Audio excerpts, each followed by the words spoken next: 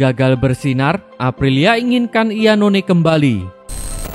Tim balap asal Italia, Aprilia Racing Team, mengakui bahwa mereka kehilangan sosok Andrea Iannone di MotoGP 2020. Hal itu pun disampaikan langsung oleh manajer balap Aprilia, yakni Paolo Bonora. Pada musim ini, Aprilia memang tergolong memiliki penampilan yang kurang baik. Dari 6 pabrikan yang berlaga di MotoGP musim ini, Aprilia menempati posisi juru kunci. Namun, bukan persoalan posisi, tetapi secara performa Bonora mengakui Aprilia mengalami penurunan. Lebih lanjut lagi, Bonora menilai absennya Iannone menjadi kerugian besar untuk Aprilia. Adanya pandemi virus corona sendiri telah memberikan kesulitan besar, ditambah absennya Iannone yang masih menunggu banding kasus doping dengan hukuman larangan balapan 18 bulan. Memiliki Andrea Iannone di trek seharusnya menjadi situasi yang berbeda bagi kami, kata Bonora. Namun begitu, Bonora juga tidak ingin mengecilkan posisi Bradley Smith yang menggantikan tempat Andrea Iannone. Hanya saja, ia merasa kasihan dengan Smith yang dipaksa kerja keras padahal ia seharusnya bertugas sebagai test rider di Aprilia. Untuk setiap pabrikan, COVID-19 membuat kesulitan besar untuk pengembangan motor. Pada kasus kami mencoba melakukan tes sebanyak yang kami bisa selama balapan akhir pekan. Tetapi, sulit untuk melakukan tes tanpa adanya performa pembalap. Jadi, melibatkan Bradley Smith dalam balapan adalah situasi yang sulit bagi kami. Kami pun berusaha sebaik mungkin selama balapan dengan Bradley untuk melakukan beberapa tes, tutup Bonora. Quartararo enggan disebut suksesor Valentino Rossi di MotoGP. Fabio Quartararo mengaku tidak terlalu merasa senang disebut-sebut sebagai pengganti Valentino Rossi di tim Monster Energy Yamaha. Pasalnya, Quartararo menilai bahwa tidak ada satupun pembalap yang mampu menggantikan peran Valentino Rossi.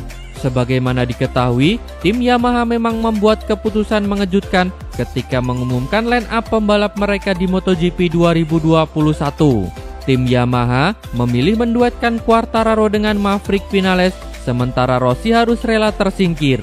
Apa yang dilakukan oleh manajemen tim Yamaha tersebut memang sejatinya sangat masuk di akal. Terlebih, pembalap berkebangsaan Prancis tersebut sendiri berhasil menjalani debutnya di kelas MotoGP dengan tampil luar biasa. Quartararo berhasil mengklaim 7 podium dari 19 balapan yang berlangsung di MotoGP 2019. Hal tersebut pun mengantarkan Quartararo meraih gelar individu Rookie of the Year di MotoGP musim lalu. Sementara pada MotoGP 2020, Quartararo mampu melanjutkan performa mengesankannya. Quartararo hingga kini telah mengoleksi 3 podium yang ketiga-tiganya adalah kemenangan. Quartararo pun kini memimpin klasemen sementara MotoGP dengan koleksi 108 poin. Dengan fakta tersebut, wajar apabila Quartararo kini disebut-sebut sebagai suksesor Rossi di tim Yamaha. Meski Quartararo sendiri nampaknya tidak begitu senang dengan status tersebut. Terlebih, Quartararo sadar betul bahwa Rossi adalah seorang legenda yang tak mungkin bisa digantikan. Saya terkejut karena kami ambil keputusan cukup cepat pada awal tahun, bahkan sejak akhir tahun lalu.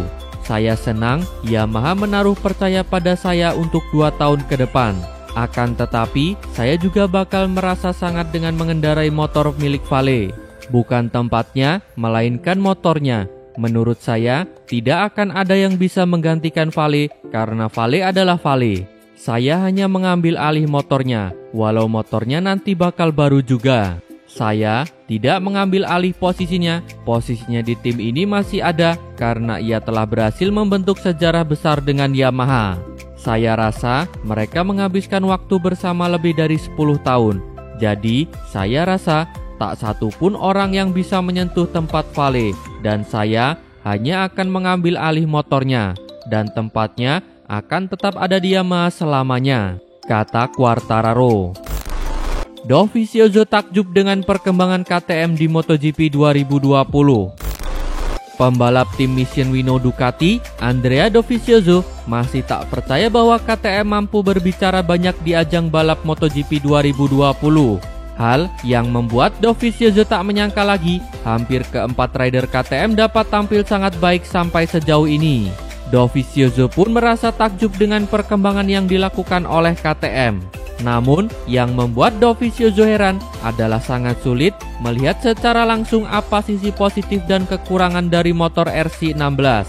Hal itu dikarenakan setiap Dovizioso memantau gaya balapan pembalap KTM, setiap ridernya memiliki cara balapan yang aneh. Seperti ketika Dovizioso menengok aksi Binder, ia melihat motor KTM selayaknya Moto2 karena dapat melaju sangat cepat. Berbeda dengan Binder, Dovizioso melihat Paul mampu mengendarai motor KTM dengan cepat, tapi terkadang justru kehilangan kecepatan ketika memasuki lap-lap terakhir balapan.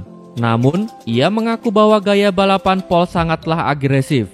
Terakhir mengenai Miguel Oliveira, yang dirasa Dovizioso memiliki gaya balapan yang sangat berbeda ketimbang Paul dan Binder.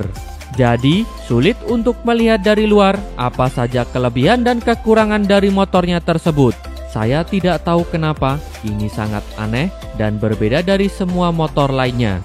Tapi juga sulit untuk memahami motor itu karena Binder saat ini mengendarai seperti Moto2 dan dia sangat cepat. Itu sangat aneh. Paul juga mengendarai sangat agresif dan terkadang ia sangat cepat. Namun, tiba-tiba dia juga seperti pada balapan terakhir, dia kehilangan kecepatan putaran demi putaran. Oliveira juga sangat cepat dan mengendarai dengan cara yang berbeda. Jadi, agak sulit dari luar untuk memahami poin baik dan buruk dari motor. Tapi yang pasti, mereka membuat langkah besar. Tutup Dovizioso. Terungkap dosa Marquez sebelum di MotoGP. Ayah Jorge Lorenzo mengungkapkan perilaku Marc Marquez yang membahayakan sebelum sang juara dunia itu tampil di MotoGP. Menurut Chico, Marquez adalah pembalap yang kontroversial lantaran tindak tanduk di atas lintasan yang membuat lawan-lawannya harus celaka. Chico Lorenzo pun menceritakan beberapa aksi berbahaya Marquez di Moto2. Tuliskan saja hukuman Marquez di internet dan Anda akan mendapatkan banyak berita terkait dua kata itu. Salah satu manuver yang paling kontroversial adalah di Moto2 di Malaysia pada 2011 setelah sesi latihan. Dia menabrak pembalap Thailand, menyebabkan cedera sehingga tidak bisa ikut balapan dan dikenai penalti. Di Qatar 2012, dia menyalip Thomas Luthi di akhir balapan dan tidak memberikan ruang di tikungan. Dia tidak disanksi, tetapi ke ruangan pembalap asal Swiss itu.